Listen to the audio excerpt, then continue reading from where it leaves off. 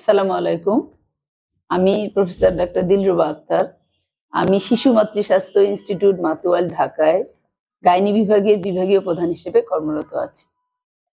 আর আমি এই comfort diagnostic সেন্টারে নিয়মিত শনি ও বুধবার চেম্বার করছি। তো আমি একটি গুরুত্বপূর্ণ বিষয় নিয়ে আপনাদের সামনে তুলে ধরতে চাই, সেটি হলো ইনফার্টিলিটি অর্থাৎ বন্ধ্যাত্ব।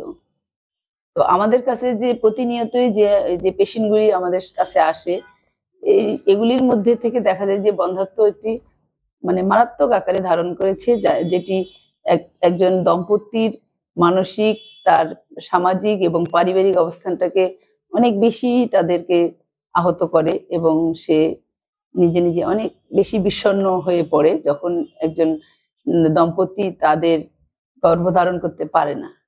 তো এখন আমি বলতে চাই এই বন্ধ্যাত্বটা আসলে কি, কেন হয় এবং এর প্রতিকারটা কি, এবং আমরা কি কি ধাপে ধাপে চিকিৎসা দিলে একজন দম্পতি গর্ভধারণে সফলতা লাভ করতে পারে।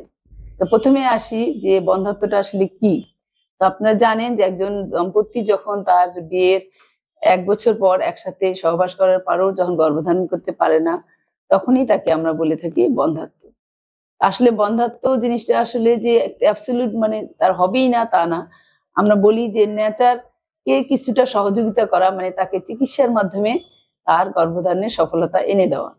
তো আমরা যদি দেখি যে আসলে গর্ভধারণ কেন হয় না, তো প্রাথমিকভাবেই দেখা যায় যে একজন দম্পতির মধ্যে তার স্ত্রীকেই ব্লেম করা হয় যে তার স্ত্রীর কারণেই বাচ্চাটা হচ্ছে না। এভাবে সে পারিবারিক সামাজিকভাবে তাকে হেয় প্রতিপন্ন করা হয়।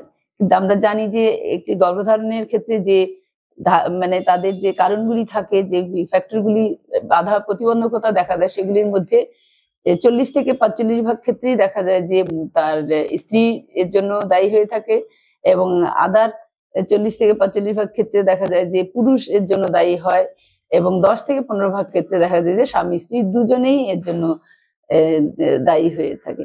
কিন্তু আমরা শুধু মাত্র মহিলাকেই দায়ী করে থাকি। এখন আমরা জানি যে কি কি কারণে এই বন্ধ্যাত্বগুলি হচ্ছে একজন মহিলার কারণ। সেই মহিলার কারণগুলোর মধ্যে আমরা এখানে দেখব যে একজন নারীর এটা হলো তার হলো জরায়ু, এটা হলো ডিম্বাশয়, এটা হলো ডিম্বনালী, এটা হলো জরায়ুর মুখ। এখন তার গর্ভধারণের জন্য মহিলার ক্ষেত্রে তার কি কি প্রয়োজন? একটা হচ্ছে ডিম্বাশয় থেকে ডিমগুলিকে ঠিকমতো তৈরি হতে হবে, আর এই ডিম্বনালী দিয়ে সেই ডিমটা আসতে হবে, আর এই জরায়ুর মুখ দিয়ে স্বামীর যে সক্রিয় শুক্রাণুগুলোকে তার জরায়ুর মধ্যে প্রবেশ করতে হবে, তাহলে তার গর্ভধারণ করবে। তো এখন এটা মহিলাদের ক্ষেত্রে এই জিনিসটা যদি দেখা গেল যে তার ওভারিতে ডিম ফুটছে ঠিক মতো, তার টিউব দিয়ে আসছে এবং তার জরায়ুর মধ্যে কোনো সমস্যা নেই, এবং তার সার্ভিক্স দিয়েও ঠিক মতো যাচ্ছে, এটা হলো মহিলার ক্ষেত্রে আমরা এই জিনিসগুলো দেখি। আরেকটি বিষয়, সেটা হলো প্রথম এবং প্রাথমিকভাবে আমরা বলতে চাই যে পুরুষের ক্ষেত্রে পুরুষের যে বীর্যটা টেস্ট করে, এটাকে বলা হয় সিমেন অ্যানালাইসিস। এই সিমেন অ্যানালাইসিস করে যদি দেখি যে তার শুক্রাণুর সংখ্যা এবং তার মর্টিলিটি ঠিক আছে, তাহলে আমরা ধরে নিই যে স্বামীর কোনো সমস্যা নেই। আর এখন হলো আসি যে আমরা প্রাথমিক একজন যখন দম্পতি আমাদের কাছে আসে, তখন আমরা তাকে কি কি পরীক্ষা দিব। তো স্বামীর একটি পরীক্ষাই আসলে আপাতত যথেষ্ট, সেটা হলো সিমেন অ্যানালাইসিস। আর স্ত্রীর ক্ষেত্রে আমরা তার এই যে প্রথমে বললাম যে তার ডিম্বাশয় থেকে ডিমগুলো ঠিক মতো বড় হচ্ছে কিনা, সেটা দেখার জন্য আমরা ট্রান্সভ্যাজানাল সোনোগ্রাফি বলি, টিভিএস, সেটা করে আমরা তার মাসিকের 12তম দিনে আমরা টেস্ট করে দেখতে পারি।